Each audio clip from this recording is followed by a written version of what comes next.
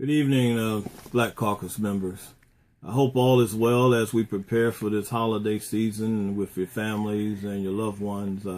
Just wanted to spend a couple of minutes to share some time and give you some ideas about what I plan to do as chair of the 2015-2016 Legislative Black Caucus.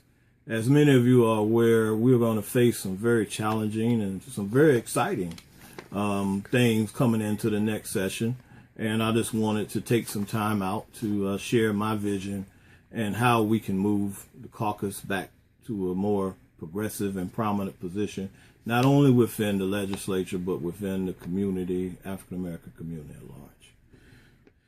We will work with our partners in the grassroots and in the community, our natural partners, to develop a discussion, to have sound policy advice and sound policy initiatives that will be for the betterment of all our African-American constituents, whether they live in the urban cities like Charlotte or Raleigh, or live in the suburban areas or the rural areas like Laurinburg, Fayetteville, and other places. We will have a well-rounded, altogether policy for all of our constituency concerns within the state and the African-American community. To that end, we will have town halls. We will have town halls across the state, in every area of our state.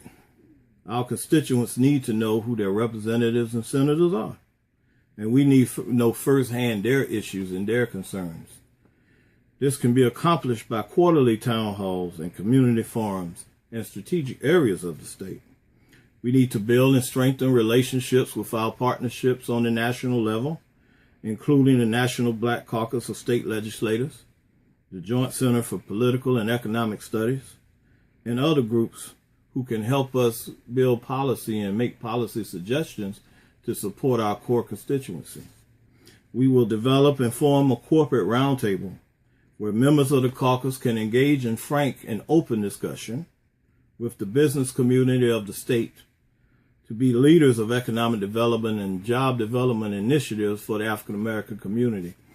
Jobs is our number one issue, ladies and gentlemen, and we have to do everything that we can to facilitate a sound economic policy for the African American community, no matter what part of the state that they live in. That's a top priority for me since I've been here in the General Assembly. And I'd hope that we, as the members of the Legislative Black Caucus, will make it a priority of ours as well. But lastly, and most importantly, we will develop and fund a political action committee specifically to address and support the needs of our fundraising for our members and African-American candidates who we find may need assistance. We must be more aggressive with our fundraising efforts on our behalf. As we know, money is the money milk of politics, and we have to have an opportunity to maximize our particular fundraising efforts for our caucus efforts. A lot of times, our efforts don't go as well as we would like, and we will have an emphasis on fundraising and making sure that our members are running successful campaigns and that African-American candidates are supported. And just finally, these are just a few of the things that I wanted to come and share with you today. And many of you know me. You know that I'm a person who has passion and who has very, very strong work ethic. And I will be the caucus chair that you would ask, that you would expect for me to be. And also, I will facilitate all of our members, whatever they want to do in this caucus or in other parts of the legislature.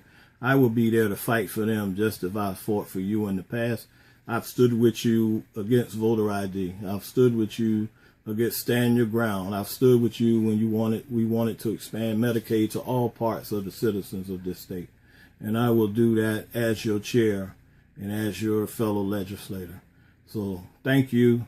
Happy Thanksgiving to you all. God bless you.